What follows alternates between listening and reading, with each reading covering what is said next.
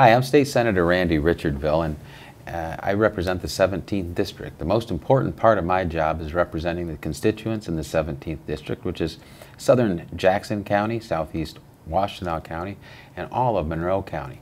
I also happen to be the majority leader of the Michigan Senate, and as such, I have regular discussions with the Speaker of the House, with Governor Rick Snyder, and with Lieutenant Governor Brian Calley. During those discussions, we talk about lots of things, ranging from budget to current policy to things that we'll be looking at in the next year or so. One of the terms that's come up a lot is placemaking and sometimes sense of place. Now, at first, I didn't really know what that was, but today we're going to be talking a little bit about it. Governor Snyder has embraced as part of Michigan's agenda to attract and retain talent. So he is calling that placemaking. Entrepreneurs, businesses, those kinds of folks to come into our local communities and start to grow businesses in an economic gardening type way. And by economic gardening, I mean taking care of our own environment, our own business environment, and having it grow from within, rather than economic hunting, which might be going to Europe or Asia or other places to try and bring companies back. And why would they want to come back to an environment that's not already rich and strong and starting to grow for the people that have been here for so long? So that's really what the goal is. But how can placemaking help our communities become better places to live? And that's the question we're going to be trying to answer today with two special guests that I've got. First of all, Brenda Braden from Monroe. She's the Chair of Government Affairs for the Monroe County Association of Realtors. She's been on this show before. And the Michigan Realtors recently had a statewide leadership summit on placemaking. We're also very fortunate today, and fans of PBS television may recognize Tom Daldin. Tom is a regular, he's got a show he's going to tell us a little about on public broadcasting, but also in addition to PBS, well, I think it was when you were with PBS, you came down to Monroe County not that long ago and did part of a show. Now, I think your show airs in Michigan, Ohio, parts of Canada. Wisconsin. Wisconsin as well. And we're very proud to have you as well. Welcome to our show. Thank you. I appreciate it. Yeah, actually, Monroe was one of the biggest surprises. We've been to probably about 70 Michigan cities so far. We're about halfway through our second season on the program. And Monroe was a wonderful surprise for me personally, because I never really knew that much about it. I thought it was just a little factory town downriver, and I really didn't know anything about it. It was just that sign that would go by me on I-75 when I'd be heading south. And well, we've got a clip here, if you don't mind showing that, of the opening to the Monroe segment from the program. And this was from your program, yes, Under the Radar. Under the Radar, right? Michigan. Okay, let's go watch the clip.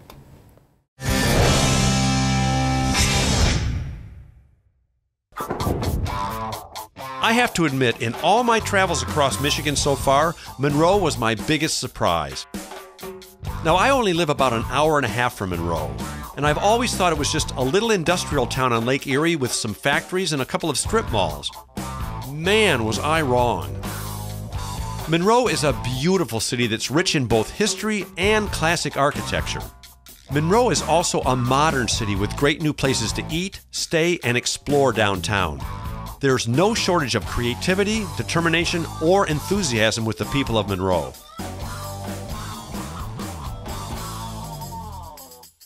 Well, I hope you enjoyed your trip to Monroe. Oh, it was, and actually I have to thank my wife for that trip to Monroe, because she's part of a national organization called Team Survivors. They help women cancer survivors regain their health by becoming triathletes. Wow. And they had one of their events down at Sterling State Park in Monroe. Yeah. And she went down there and stayed in Monroe for about 3 days, came back to me and said, "Have you been to Monroe ever?" I said, "Well, no, honey, I haven't." She said, "It's a wonderful city." And she knew nothing about it either. So I said, well, then maybe that's one of the places we need to visit in our first season of the program. So. Well, we certainly are proud of Monroe, and Sterling State Park is a special place for me because about 10, 12 years ago, it was actually my first term in the House of Representatives. Then Governor John Engler and the Department of Natural Resources Director, Kay Kuhl, came to me, and we discussed improvements to that state park. And over the next 18 months or so, we invested almost $20 million into totally revamping the park. It used to have things like an RV park where you couldn't see the lake. We thought, and by the way, it was on a wetland. I mean, can you imagine a state park with an RV campground on a wetland? So we moved it over where gosh, you can see the lake now, and there's a beach out there, and we expanded because, you know, RVs are bigger now.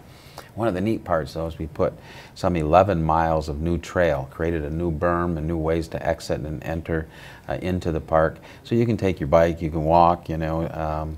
We don't have motorized trails out there, but it's a pretty significant part of our culture in Monroe County, I think. And now we've connected it to a bikeway and a new heritage trail, and we're pretty proud of it. I'm glad that you noticed it.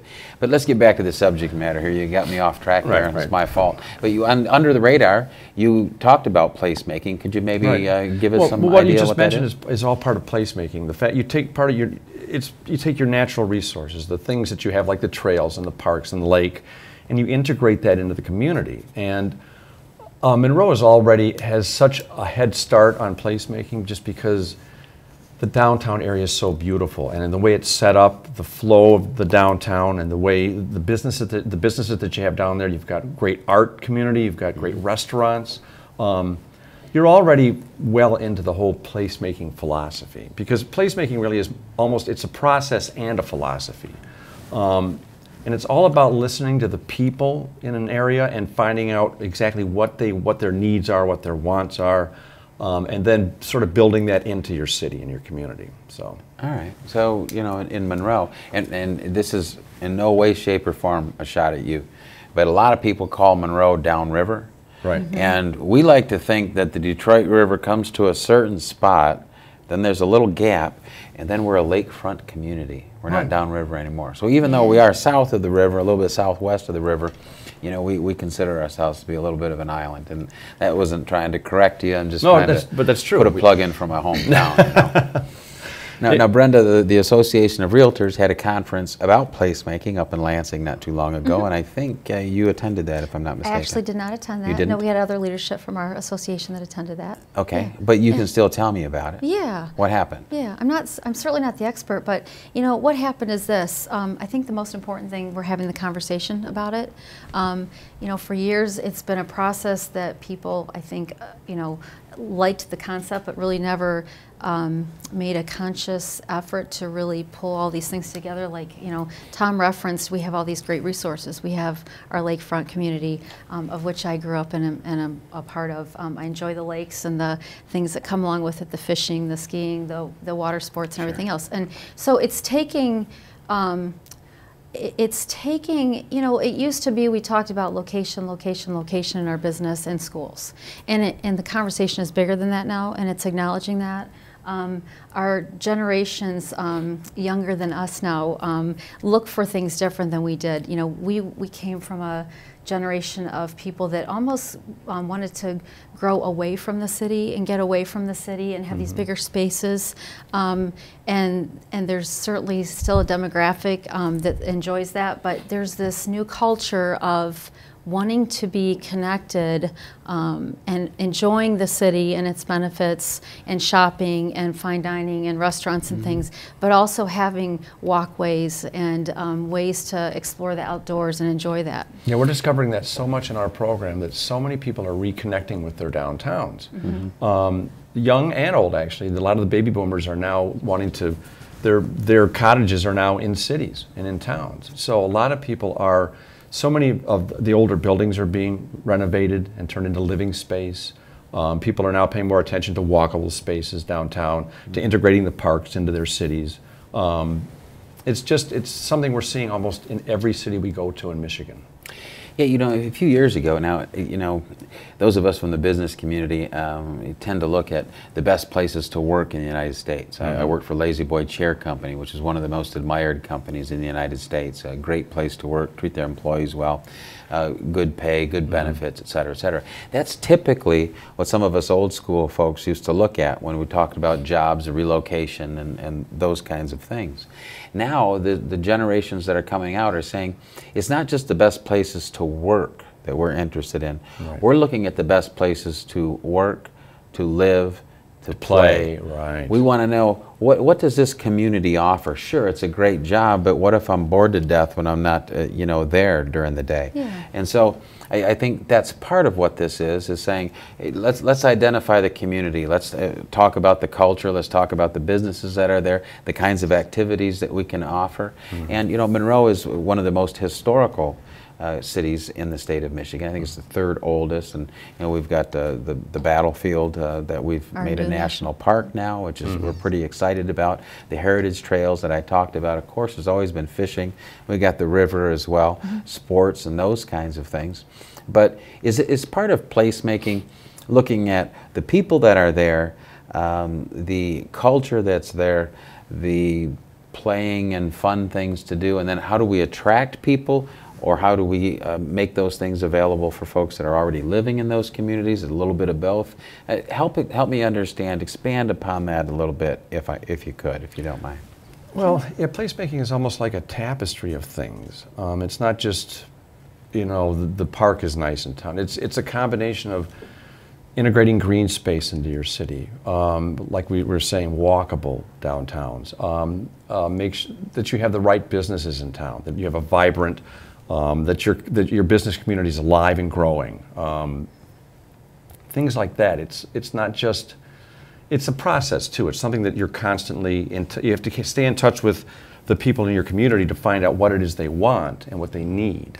And I want to touch on that if I could. Sure. I think one of the things that the conference is that we have to acknowledge that we need to come together and work together on this. This isn't government's job or government's role to devise these environments, and it's not just citizens, it's the coming together of all of these entities, you know, the private sector and government supporting those things through you know, whatever types of programs or funding or organizations they can help promote, and it's the coming together to develop that.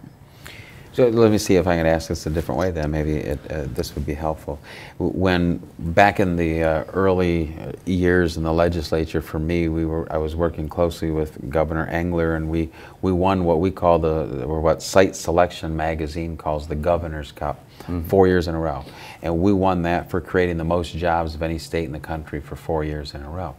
That changed after Governor Engler left. I won't get into that. But we used to have a list of things that we would go tell other businesses. And you know, I worked in economic development for a while. Well, these are the things that make Michigan or make Monroe or Monroe County, Jackson County or Washtenaw County attractive places. Monroe is a nice little community, but you're close to Detroit, you're close to Toledo, and you've got a lot of recreational kinds of things. Jackson has got a lot to offer. Washtenaw has got a lot to offer. So we would be talking to people thinking about locating businesses. But the realtors would be on board, I'm guessing, because when you talk about people relocating into the 17th district, you've got to go through a list of things in addition to the house that makes them want to live there. Is that right? Maybe expand on that a little bit? Absolutely. And you know, this is where, even as a business, we have to address even our marketing and how we attract people to, you know, 97% of all home buyers now start the process of looking on the internet. And so when we talk about a marketing plan in our profession, how do we attract and retain people there in order to provide our services? And what we've found in working with our website partner is that people they need more information than where I started, basically talking about location in schools.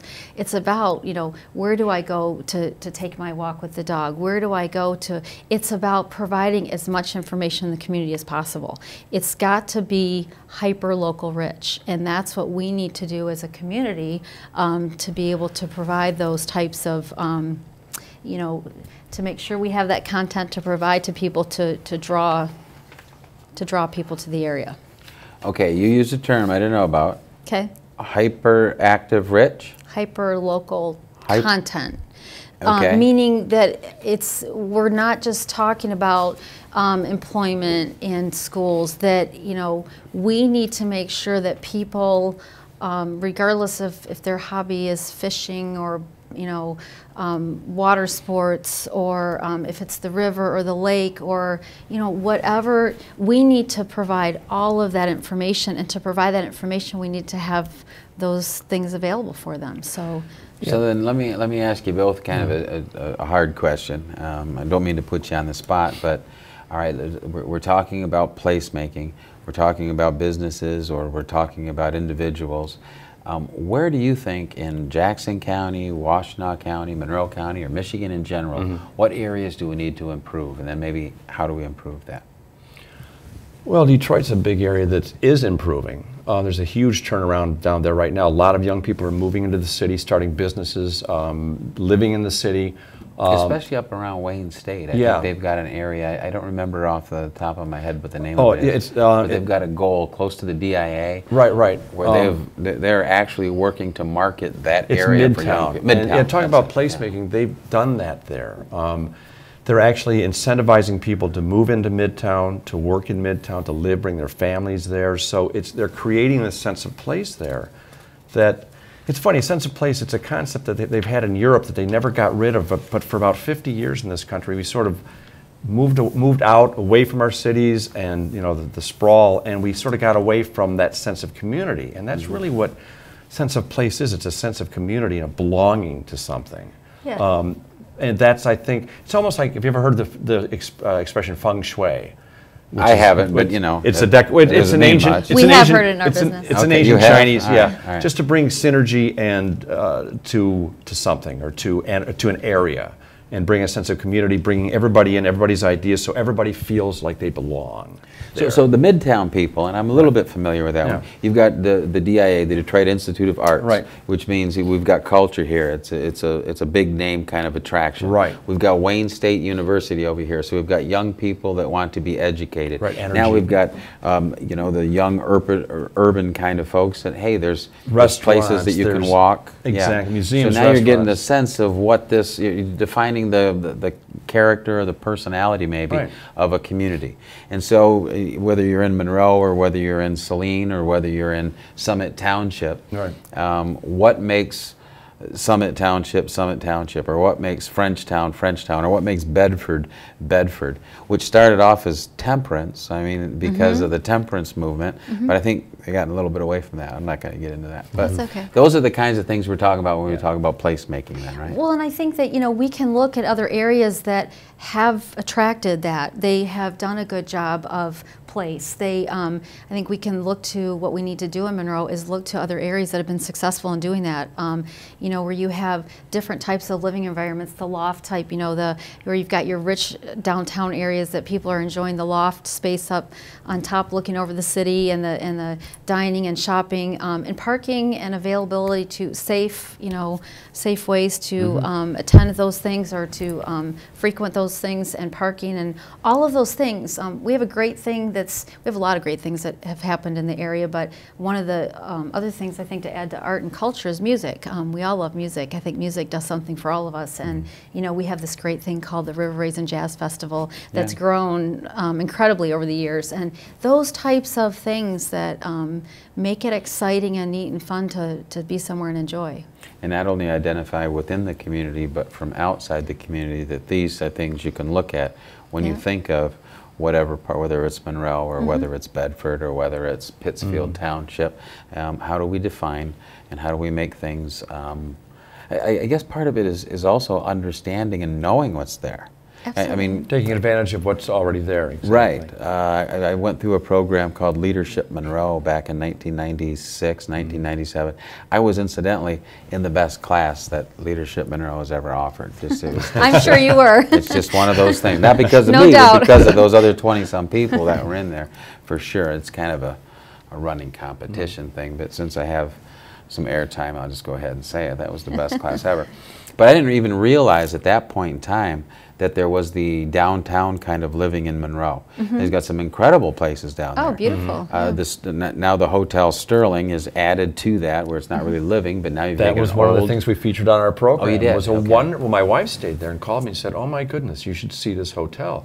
And it's like a little boutique hotel you'd see in Manhattan or out east somewhere. It's incredible. Yeah. And since we aired that episode, the Monroe episode, we've had, I can't tell you how many people have called us and thanked us, who've actually gone to Monroe, stayed at the Hotel Sterling, eaten at the Monroe Street Grill or the Bowles Harbor Cafe, gone to see the art at Trend 440. 440. Betsy Pipus is a world-renowned artist who's from Monroe. Yeah. So it's amazing. I was so shocked when I stood in the town square in Monroe. Yeah. You'd think you're somewhere out east. It's just beautiful. Yeah, we were just named, and I apologize to anybody that's watching that knows the answer to this, but we were just named in some architectural kind of magazine as one of the top places in the country because of the different designs and all that developed in some of its French architecture and all this. Oh, the other stuff. architecture there, we mentioned that in the show as well. It's just, it was the biggest single surprise of any town we've been to so far in Michigan. Wow, well, that's So- great. That's great. Well, we want less people to be surprised by it, I suppose. And that's so the we need point to talk of the about whole, it a yeah. little more. Exactly. To draw people to have that be less of a surprise, yeah. Well, great. Well, the governor has been talking about place setting. The legislature, of course, will be doing some things hopefully to help with place setting. I think it's going to be a more common term around the state, but we wanted our folks in the 17th district to hear about it before they heard about it someplace else, or at least have an explanation of it. Tom, is there anything about place setting you'd like to talk about that maybe we didn't touch on before we sign off? Boy, placemaking is really, it's like I said, it's a concept that they've had that they never got away from in Europe, but we sort of got away from for years in this country. When we were going into theaters and putting drop ceilings in, and it's just. Actually, Tom, not to interrupt, but believe it or not, at the state capitol, and if you want to go over and take a look at it, they did the same thing there. Back in the 60s or 70s, the 22-foot ceilings, they put floors in between them and basically had windows that, only came up to your knees, and did some things that almost destroy the entire facility.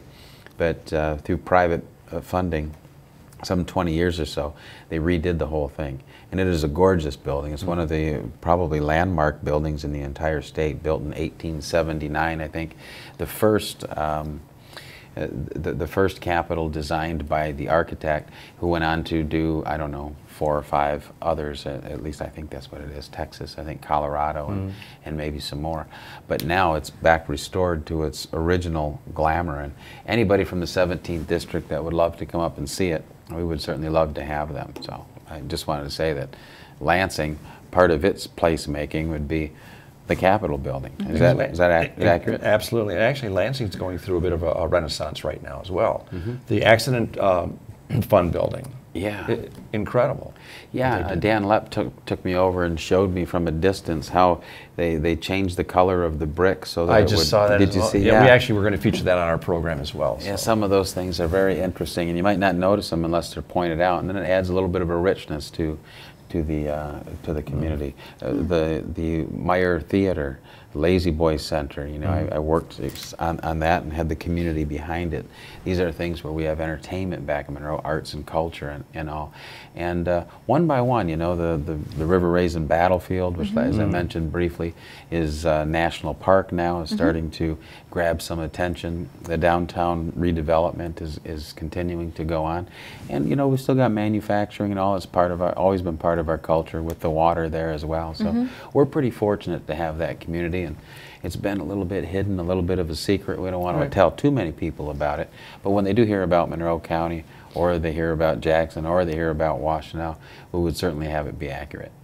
Well, and I think if you look at those successes, they have been exactly what the summit was about, and the talking is about, the coming together of all of these entities, the private sector, and making investments, and understanding that those investments are going to come back 10 times over if we invest in those things and work towards this whole concept. Yeah, in our program, we've seen so many people reinvesting in their cities, and that's part of what our program is. We don't just preach about it, we don't do it in a cheerleading way. We actually tell real stories about real people who are starting businesses and helping bring a lot of our towns back. So, well, Tom Daldin is very It was a very good experience to have you here from PBS show Under the Radar. Under the Radar, Michigan. Under the Radar, Michigan. And we certainly hope that people will tune in and watch your show, as I will in the future. And Brenda Braden, it's always a pleasure to have you here too. We wish you all the best.